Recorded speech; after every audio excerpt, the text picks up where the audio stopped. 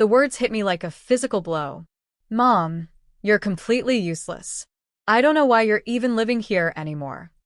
Sarah's voice carried across the living room where her friend Jessica sat, eyes wide with uncomfortable shock. My daughter didn't even lower her voice, didn't show the slightest consideration for my feelings or dignity. She just stood there, arms crossed, looking at me like I was an unwanted piece of furniture cluttering up her space. Sarah, I started, but she cut me off with a dismissive wave. No, I'm serious. You don't contribute anything. You just take up space, eat our food, and get in the way. Maybe it's time you found somewhere else to live. The silence that followed was deafening. Jessica stared at her hands, clearly mortified to witness this humiliation.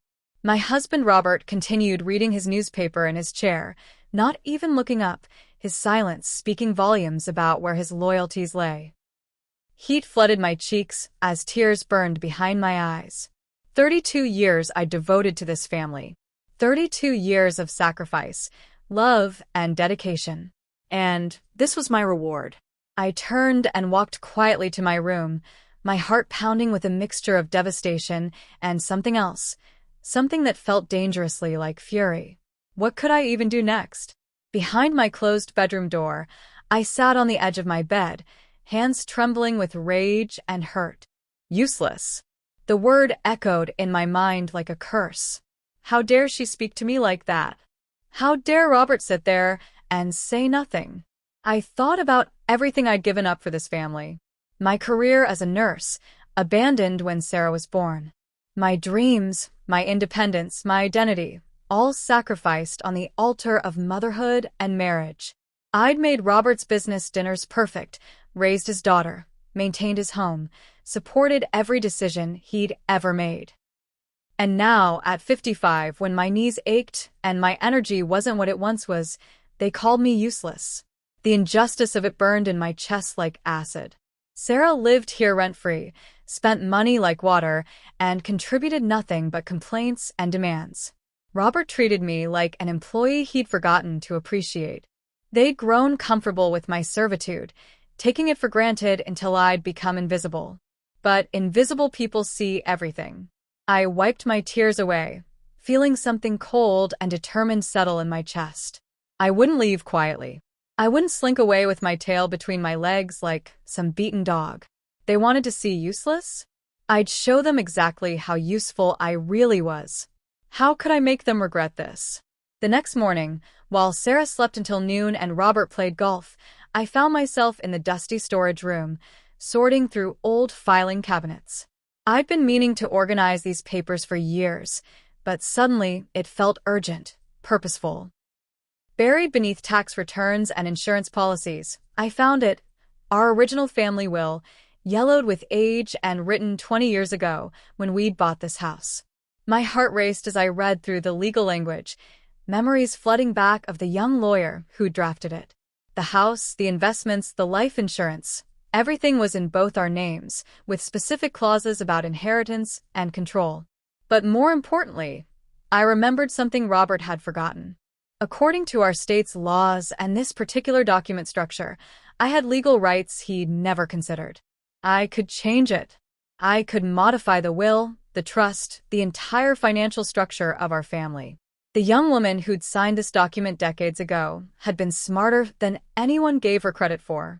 My hands shook as I photographed every page with my phone, then carefully replaced the documents exactly as I'd found them. Hope flickered in my chest for the first time since yesterday's humiliation. But I had to be careful. I had to hide this from both Sarah and Robert. One wrong move, and they'd shut me down completely. Could I pull this off unnoticed? At dinner that evening, I decided to test the waters. Robert, I've been thinking about what Sarah said yesterday. He looked up from his steak, fork paused halfway to his mouth. Sarah glanced between us, suddenly alert. About me being useless. I continued carefully. Maybe she has a point. Maybe I should look into other living arrangements. I watched Robert's face, hoping against hope that he'd defend me, that he'd show some loyalty after 30 years of marriage. Instead, he shrugged and returned to his meal. Might not be the worst idea, Helen. The house is getting a bit crowded, and you know how stress affects my blood pressure. Sarah smirked, emboldened by his response. See? Dad gets it. We're not trying to be mean, Mom. We just think you'd be happier somewhere simpler. The betrayal hit deeper than I'd expected. Not just from Sarah. I'd already written her off as selfish and spoiled, but from Robert. My husband of 3 decades had just agreed that his wife should find somewhere else to live. I nodded slowly, as if considering their wisdom. You're probably right. I'll start making some calls tomorrow.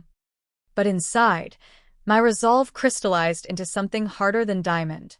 If I couldn't trust either of them, if they'd both written me off so easily, then I had no choice. I would have to act alone. Over the next few days, I began paying closer attention to the household finances.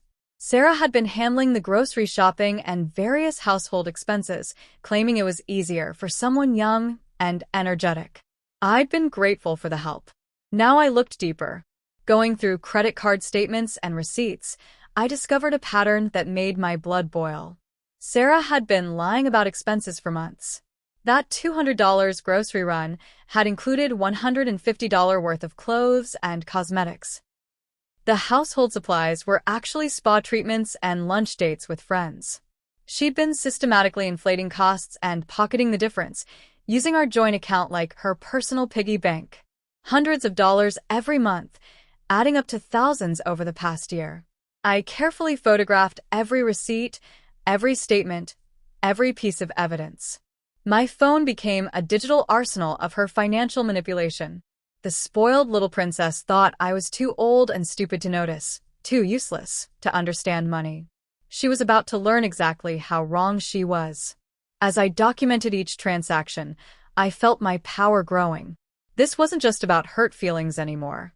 This was about justice. Sarah had stolen from us while calling me worthless, and now I had the proof to destroy her credibility completely. The question was, would revealing this evidence be enough to destroy her carefully constructed image as the responsible daughter? Margaret Chin had been my neighbor and closest friend for 15 years. If anyone could be trusted with this delicate situation, it was her. Over coffee at her kitchen table, I carefully outlined my discovery and my growing plan. Helen, I had no idea they were treating you so badly, Margaret said, her voice filled with genuine concern. But are you sure about this approach? Changing the will, exposing Sarah's financial manipulation, it's all very dramatic. I showed her some of the photographs I'd taken, the evidence of Sarah's theft. Margaret's eyes widened as she scrolled through the images. This is serious fraud, Helen. She could face legal consequences. Good, I said, surprised by the venom in my own voice. Margaret set down her coffee cup and looked at me seriously. I understand you're hurt and angry. They've treated you terribly. But be careful, Helen. One wrong move, and this could all backfire. Sarah and Robert could paint you as unstable, vindictive. They could use this against you. Her warning sent a chill through me. I hadn't considered that possibility. In my fury, I'd been focused on revenge, not on protecting myself from retaliation. What if they turn everyone against me? I asked, voicing my sudden fear. Margaret reached across the table and squeezed my hand. That's why you need to be smarter than they are. Plan every move carefully. Would I risk everything anyway? I began planting seeds of doubt with surgical precision. At dinner, I mentioned casually how Robert's business partner had been asking about our financial planning. He seemed surprised that Sarah has so much access to the accounts. I said innocently. Mention something about young people not always understanding long-term consequences. Robert frowned slightly. What did you tell him? Nothing specific. But it got me thinking about responsibility and trust. Sarah's fork clattered against her plate.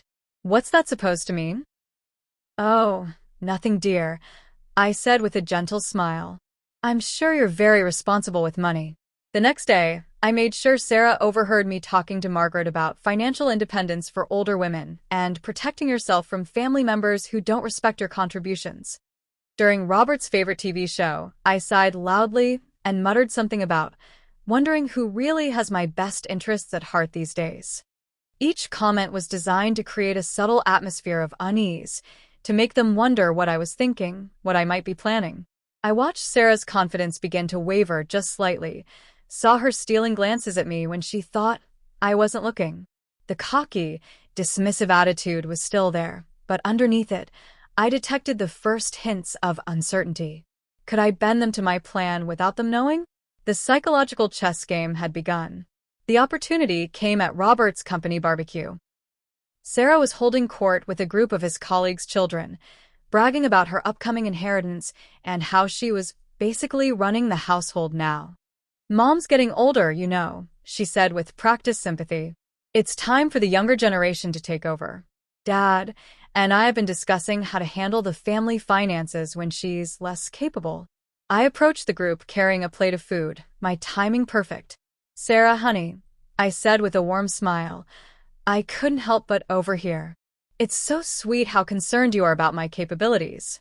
Though I have to wonder, if I'm becoming less capable, how do you explain the math errors I found in the household budget?" The group fell silent. Sarah's face flushed red. "Math errors?" asked Mrs. Patterson, Robert's secretary. "Oh, just some discrepancies between receipts and reported expenses. Nothing major," I said lightly. "I'm sure it's just youthful enthusiasm rather than anything intentional." The way I said youthful enthusiasm made it clear I meant something else entirely. The adults in the group exchanged meaningful glances. Sarah's mouth opened and closed like a fish gasping for air. "I don't know what you're talking about." "Of course not, dear," I said sweetly, then walked away. I just publicly planted doubt about her honesty while maintaining plausible deniability. The daughter who'd called me useless was now suspicious. How would she react? The call came 3 days later from a number I didn't recognize. "Mrs. Helen Morrison? This is James Whitfield from Whitfield and Associates. I handled your original estate planning 20 years ago." My heart skipped a beat. "Mr. Whitfield, I wasn't expecting to hear from you. I've been following up on some old cases, reviewing documents for clients who might need updates. Your file caught my attention because there's a significant loophole in your current will structure that you might want to know about." He explained that changes in state law over the past 2 decades had created new options for married couples, particularly regarding asset protection and inheritance modifications. More importantly, there was a little-known provision that allowed for emergency revisions under specific circumstances. "The beautiful thing about this particular legal structure," he continued, "is that it's designed to protect the original estate planner, that would be you, from financial coercion or family pressure." Very relevant given some of the conversations I've been hearing about through mutual acquaintances. Relief and new energy surged through me. This wasn't just about changing a will anymore. This was about utilizing legal protections I didn't even know existed. "How quickly could something like this be implemented?" I asked. "With the right documentation?" "Overnight, if necessary. The law is very clear about protecting vulnerable adults from family financial abuse." Sarah and Robert remained completely unaware of this conversation, this lifeline that had just been thrown to me. But for how long could I keep this secret? Working by lamplight while Robert snored and Sarah slept off another expensive dinner with friends, I meticulously updated every document. James Whitfield had provided the perfect legal framework, and I used it like a scalpel. The new will was a masterpiece of legal precision. Sarah's inheritance wasn't eliminated. That would be too obvious and potentially contestable. Instead, it was restructured with conditions, respect clauses, financial transparency requirements, provisions that required her to account for every penny she'd spent over the past year. Robert's access to joint accounts now required my signature. The house, which he'd always assumed would automatically become as upon my death, was now held in a trust with me as the primary beneficiary and controller. Most satisfying of all was the addition of a family harmony clause that could be triggered if I faced verbal abuse, disrespect, or attempts to force me from my home.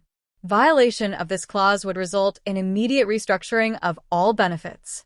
Every change was legal, ironclad, and irreversible once signed and witnessed.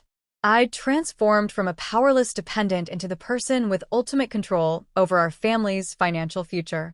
At 3 a.m., I sealed the documents in a safety deposit box I'd opened that afternoon. The key went into a hiding place only I knew about. When they woke up tomorrow morning, Sarah and Robert would have no idea that their world had fundamentally shifted overnight. Would they discover it too soon? The change in my demeanor was subtle, but unmistakable. Where I'd once cowered at Sarah's criticism, I now met her eyes steadily. When Robert made dismissive comments, I smiled instead of shrinking away. "You seem different lately, Mom," Sarah said one morning, watching me hum as I prepared breakfast. "More confident or something?" Don't eat. I asked innocently. "I've just been doing some reading about personal empowerment for women my age. Very enlightening." She frowned, clearly trying to figure out what had changed. "What kind of reading?" "Oh, legal rights, financial planning, that sort of thing. Did you know that spouses have much more control over estate planning than most people realize?" The question hit its mark. Sarah's coffee cup paused halfway to her lips. "Why would you be researching that?" "Knowledge is power, dear. I'm tired of feeling helpless and confused about our finances. Time to educate myself." That afternoon, I caught her going through my bedroom, obviously looking for something. She jumped when she saw me in the doorway. "I was just looking for that book you mentioned," she said weakly. "What book?" "The one about financial planning." I smiled. "I didn't mention any specific book, Sarah, but I appreciate your sudden interest in my intellectual development." Her face flushed red as she realized she'd been caught snooping. The daughter who'd called me useless was now desperately trying to figure out what I was planning. Would she uncover my plan before I was ready? I began dropping hints with the precision of a master strategist. At dinner, I mentioned casually that I'd been reviewing our family's long-term planning. "What kind of planning?" Robert asked. "Oh, just making sure everyone gets what they deserve," I said with a mysterious smile. During one of Sarah's phone conversations with her friends, I made sure she overheard me talking to Margaret. "You're absolutely right, Marg. People who take advantage of family generosity should face consequences." When Sarah demanded to know what I meant, I simply shrugged. "Just discussing general principles of fairness, dear."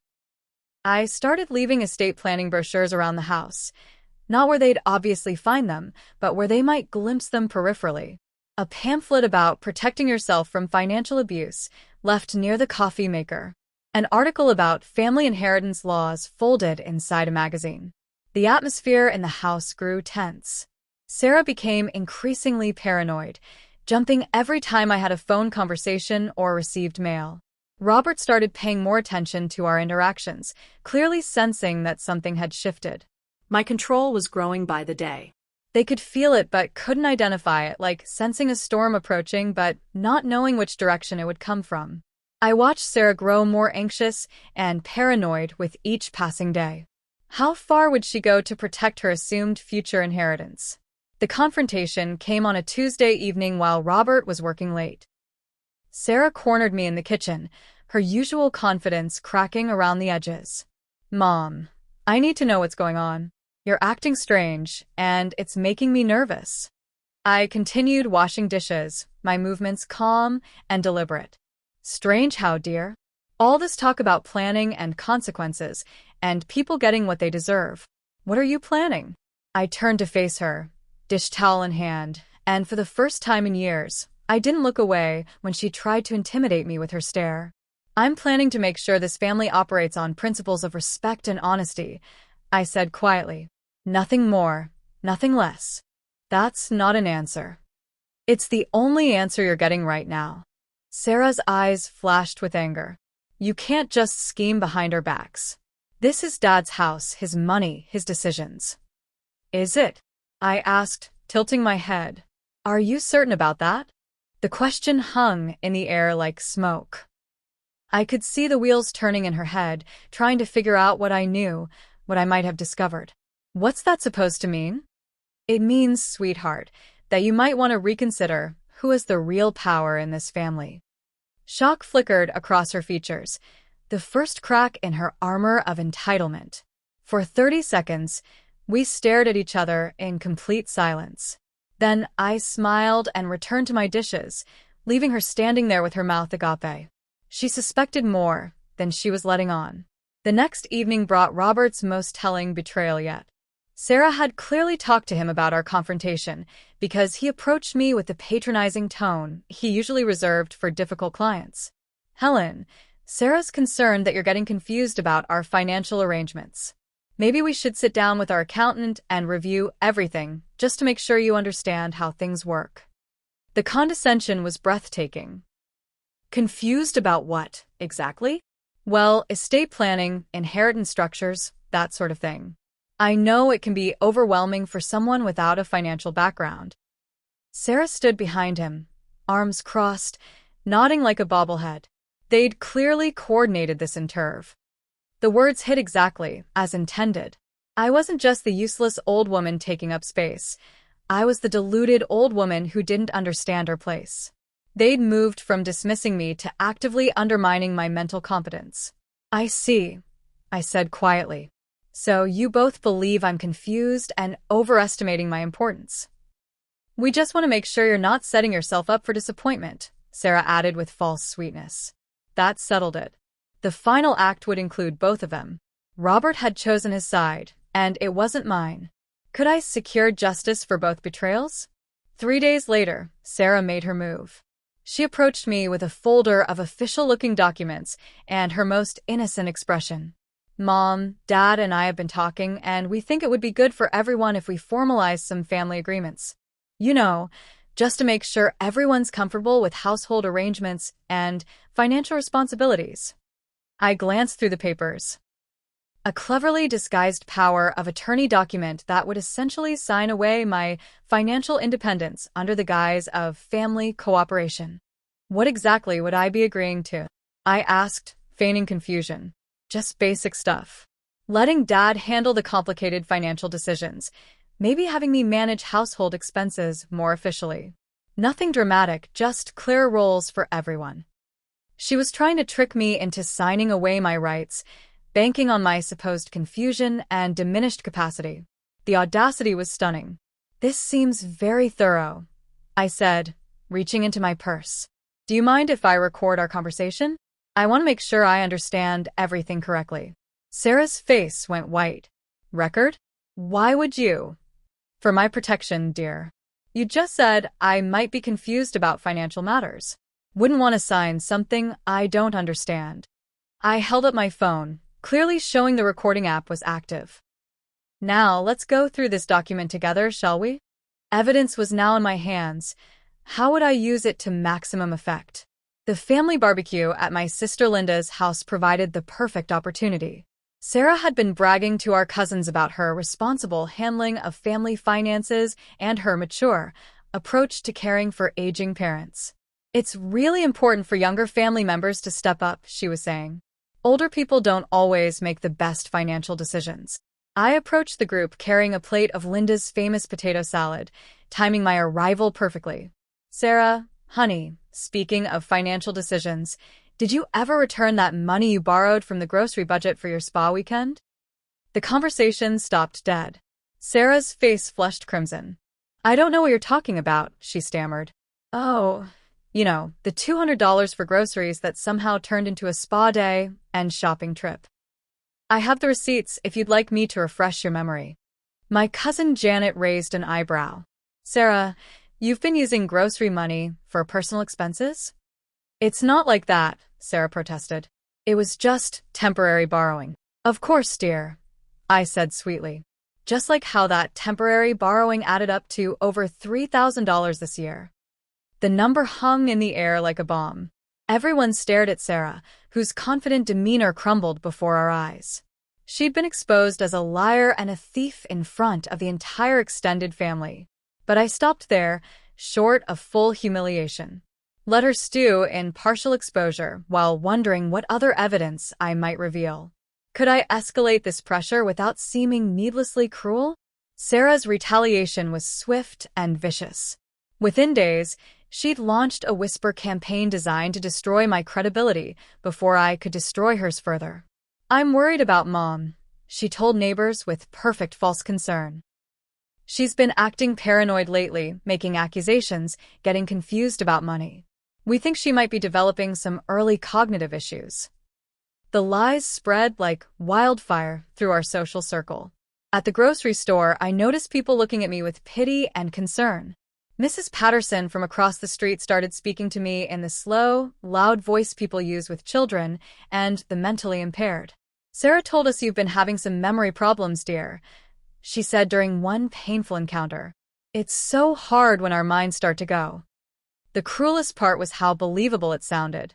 An older woman making wild accusations about financial theft, acting suspicious and secretive, talking about changing wills and consequences. From the outside, it could easily look like dementia or paranoia. Friends and neighbors began dividing into camps. Those who believed Sarah's version of a declining mother making irrational accusations, and those who wondered if there might be more to the story. The social battlefield was drawn. I'd underestimated how effectively Sarah could weaponize sympathy and turn my own family against me. Would my carefully crafted plan survive this public scrutiny, or had she outmaneuvered me? But Sarah had underestimated something crucial: the long memory of good neighbors and old friends. People who'd known me for decades weren't quite ready to believe I'd suddenly become a paranoid liar. Margaret Chin was the first to push back. At the neighborhood book club, when Sarah wasn't present, she quietly reminded everyone of my 30 years of volunteering, organizing community events, and helping neighbors through crises. Helen Morrison's mind is as sharp as it ever was, Margaret said firmly. And frankly, I find it concerning that Sarah's first instinct is to question her mother's mental state rather than examine her own behavior. Linda, my sister, was even more direct. I've known Helen for 55 years, she told anyone who'd listen. If she says Sarah's been stealing money, then Sarah's been stealing money. End of story. Old friends began reaching out, offering support and expressing doubts about Sarah's version of events. My former nursing colleagues reminded people that I'd managed complex medical situations for decades, hardly the work of someone with diminished mental capacity. The tide was slowly turning. People started remembering my decades of sacrifice for this family, my quiet competence, my track record of honesty and reliability. Phone calls came from unexpected sources: former PDA mothers, church ladies, even some of Robert's business associates who'd always respected my intelligence and judgment. Sarah had made a critical error. She'd assumed that 30 years of being the perfect wife and mother would count for nothing against her false narrative. Could I turn public opinion fully in my favor?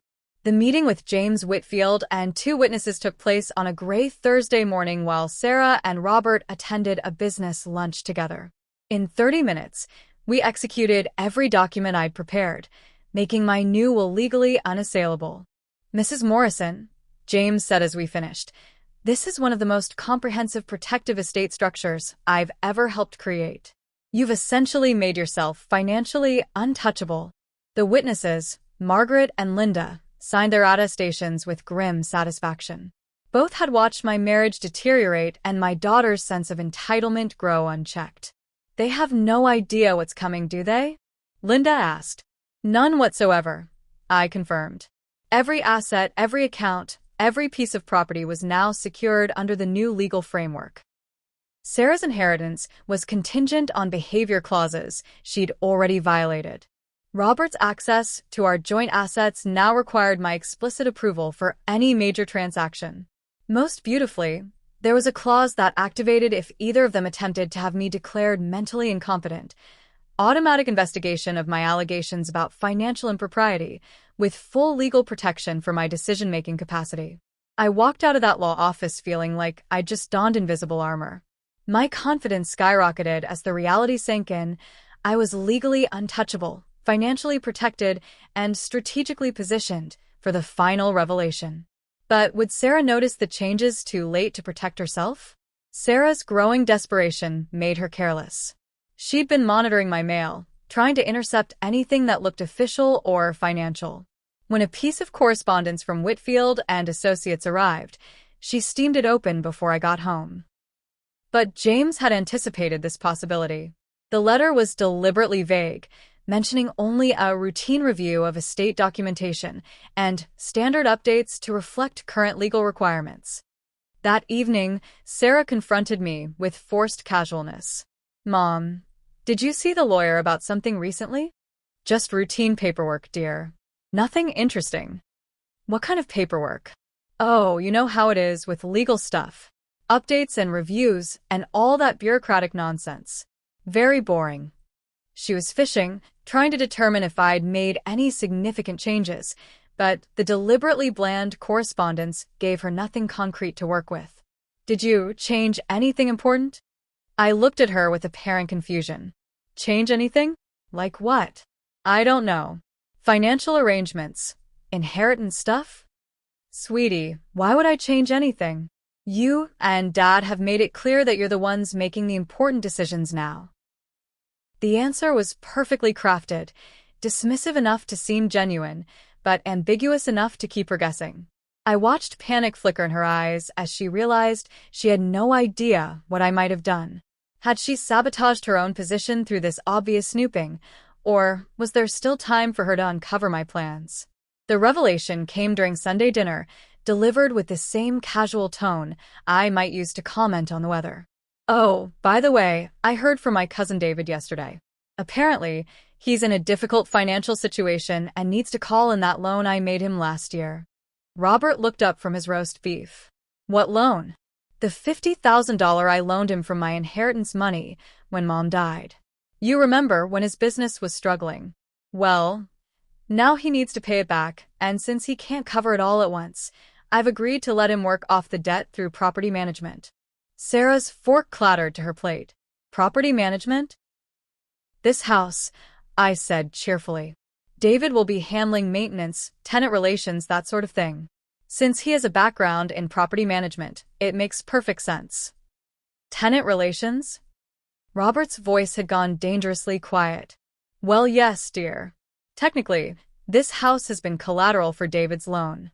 So until he repays the full amount, he has certain legal rights regarding its management and occupancy. The silence that followed was deafening. Sarah stared at me with her mouth hanging open, clearly trying to process what I'd just revealed. Are you saying, she whispered, that some cousin we barely know has a legal claim to this house? Not a claim exactly, I corrected. More like management authority. Everything they'd planned, every assumption they'd made about inheritance and control, had just been turned completely upside down. How would Sarah possibly recover from this bombshell? Sarah exploded with a fury I'd never seen before, all pretense of loving daughter finally stripped away. You cannot be serious. You gave some random cousin control over our house? Are you completely insane? Sarah, please lower your voice, I said calmly. Don't tell me to lower my voice. You've lost your mind. This is my inheritance you're playing games with. Robert sat frozen, clearly calculating the implications while Sarah ranted like a toddler having a meltdown. Your inheritance? I repeated quietly. I wasn't aware you'd inherited anything yet. You know what I mean. This house, the money, everything, it's supposed to be mine. Supposed to be yours according to whom? She was beyond rational thought now, revealing her true nature in spectacular fashion. According to reality. According to the way families work. According to the fact that I've had to put up with you for 28 years. The mask had finally fallen completely off. This wasn't about love or family or even money. It was about a spoiled child who'd always expected the world to hand her everything she wanted. Put up with me? I asked, my voice dangerously soft. Yes. Do you have any idea how embarrassing it is having an aging mother who doesn't understand her place? I've been waiting years for you to either get with the program or get out of the way. I remained perfectly calm, subtly manipulating the confrontation to expose every ugly truth she'd been hiding. Would she finally crack completely and reveal just how far her selfishness extended? Robert finally found his voice, but not to defend me. Instead, he turned on Sarah with cold fury. You little fool, he snarled. Do you have any idea what you've just done? Sarah blinked, confused by his anger. What do you mean? I mean, you've just confessed to financial fraud, elder abuse, and conspiracy to commit theft in front of witnesses. Your mother has been 10 steps ahead of us this entire time, and you just handed her everything she needs to destroy both of us. Understanding dawned on Sarah's face as she realized the trap I'd set. But Robert's reaction revealed something even more interesting. He'd figured out my strategy, but too late to stop it. "Helen," he said, turning to me with something almost like respect, "what do you want?" "I want exactly what I said I wanted, Robert. Respect and honesty in this family. And if we adjust our behavior?" I smiled sweetly. "Oh, Robert, you still don't understand. This isn't a negotiation. This isn't me asking for better treatment. This is me informing you that the power structure in this family has fundamentally changed." He stared at me for a long moment, finally seeing the woman he dismissed and underestimated for 3 decades. "The loan to David, the property management arrangement, it's all real, isn't it?" "Every word. And there's more." "Oh, yes. Much more." Could he possibly redeem himself at this late stage, or had his betrayal sealed his fate along with Sarah's? I walked to the fireplace and retrieved the folder I'd placed there earlier, a complete copy of the new legal documents, the evidence of Sarah's financial theft, and a detailed timeline of every insult, dismissal, and betrayal I'd endured. "Since we're all being honest now," I said, placing the folder on the coffee table, "let me show you exactly how dramatically things have changed." I opened to the first page, a summary of the new will structure. "Sarah, your inheritance is now contingent on several conditions you've already violated. Specifically, treating me with respect, contributing honestly to household expenses, and demonstrating basic human decency." Her face went ashen. "Robert, your access to our joint accounts now requires my signature for any transaction over $100. The house is held in a trust that names me as primary beneficiary and sole decision-maker regarding occupancy." His jaw dropped. "But the most interesting part," I continued, "is this clause here that activates when family members attempt to manipulate, intimidate, or financially abuse me." I flipped to a page covered in red highlighting. "Violation of this clause results in immediate forfeiture of all inheritance rights and potential criminal prosecution for elder abuse and fraud." The room fell silent except for the ticking of the mantel clock. You see, calling someone useless and trying to force them from their home constitutes elder abuse under state law. And stealing thousands of dollars while pretending to manage household expenses? That's fraud. Justice was being delivered with laser precision, and both of them knew it. But was this really over, or was there one final twist waiting? The final twist came in the form of a certified letter that arrived the following Monday. I opened it at the breakfast table while Sarah and Robert watched nervously. "Oh, how wonderful," I said, scanning the official letterhead. "The Children's Hospital Foundation is confirming receipt of my donation." "What donation?" Sarah asked weakly. "The $100,000 donation I made from my personal savings account. You know, the one you said was funding useless causes when I mentioned supporting children's charities." Her face went gray. "You gave away $100,000? It's my money, dear. Or did you forget that I had my own inheritance from my mother?" But that wasn't the real twist. The real twist was in the second paragraph of the letter. They're also confirming that this donation was made specifically in honor of families who overcome financial abuse and elder mistreatment. They'll be putting up a plaque with a dedication. I handed her the letter. Sarah read it aloud in a voice that got smaller with each word. "This donation honors the strength of older adults who refuse to be silenced, dismissed, or marginalized by family members who mistake kindness for weakness." Robert closed his eyes in defeat. Sarah stared at the letter like it was a death warrant. They'd lost everything: their financial control, their inheritance, their dignity, and their power over me. Meanwhile, I'd secured my independence, protected my assets, and ensured that their selfishness would be publicly memorialized forever. I poured myself another cup of coffee and smiled at their stunned faces. "Anyone want breakfast?" I was thinking of making my special pancakes, assuming, of course, that no one finds my cooking too useless anymore. The transformation was complete. The meek, dismissed wife and mother was gone, replaced by a woman who would never again allow herself to be underestimated or mistreated. And the best part? It was all completely legal, utterly justified, and absolutely irreversible.